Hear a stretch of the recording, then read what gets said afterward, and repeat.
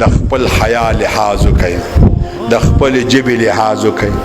صحابه کرام مخکې د یو زنانه تذکره چا وکړه. یو زنانه ده، جبه یې ډېره ښکلې ده، منځونه زکاتونه ډېر نه ورکوي، مخصوص ورکوي. رسول الله صلی الله علیه وسلم فرمایل دا به جنت ته ځي، یا فی الجنه. بلې زنانه تذکره یې وکړه، دا ډېر ختمونه کوي، ډېر نفلونه، خو جبه یې ډېره بیکاره ده. رسول الله صلی الله علیه وسلم یا فی النار، دا به په اور کې وي. جبې ښایستې کوي، کنځلې مه کوئ، خاندان د چا مه یادوئ. او ښځې د خدای ناشکره دي، ښځې د خپل خاوند ناشکره دي. هوښیاره ښځه څه ته وایي؟ هوښیاره ښځه، ښه ښځه، رسول الله صلی الله علیه وسلم وایي څه ته وایي؟ چې ته ورته وګورې تاله خوند درکړي. زه خدای ګواه کوم په اوداسه کې ما په پاک ځای ناست یم، نن چې د ختم په موقع کې ستاسو زنانو کمې جامې اغوستې دي، قسم په خدای کو دا جامې تاسو ته په کور کې اغوندي.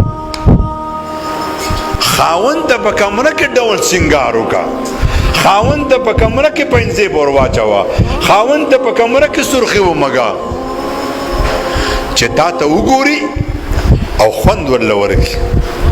تا ته وایي پلانې زما خوا ده راشه، ته وایي لبیک. کتابونه وایي که په تناره کې ډوډۍ پورې کړې ده پرېږده، کټوۍ سوځي پرېږده، خاوند چې څه وایي هغه ومنه. د خاوند په مال کې خیانت ونه کې. کتابونه ذکر کړي د علما ناستی، ستا پلار راغی، ستا رور راغی، ستا خاوند وایي چې ستا پلار او ورور به زما کره نه راځي، او کو راځي نو زما په کټ کې به نه کیني. علما وایي چې ستا پلار به په کټ کې نه کیني.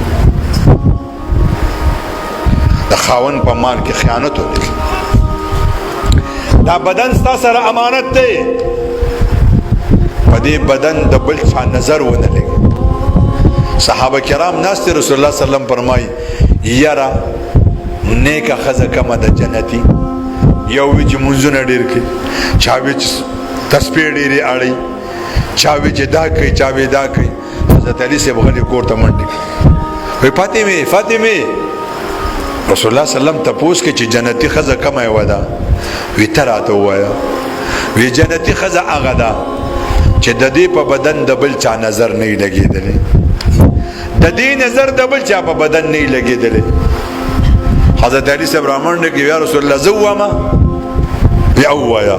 وی جنتي ښځه دې ته وایي. وی دا درته چا ووي؟ وی دا راته فاطمې ووي. فاطمه خو د چا لور ده، فاطمه بیبي ناسته ده.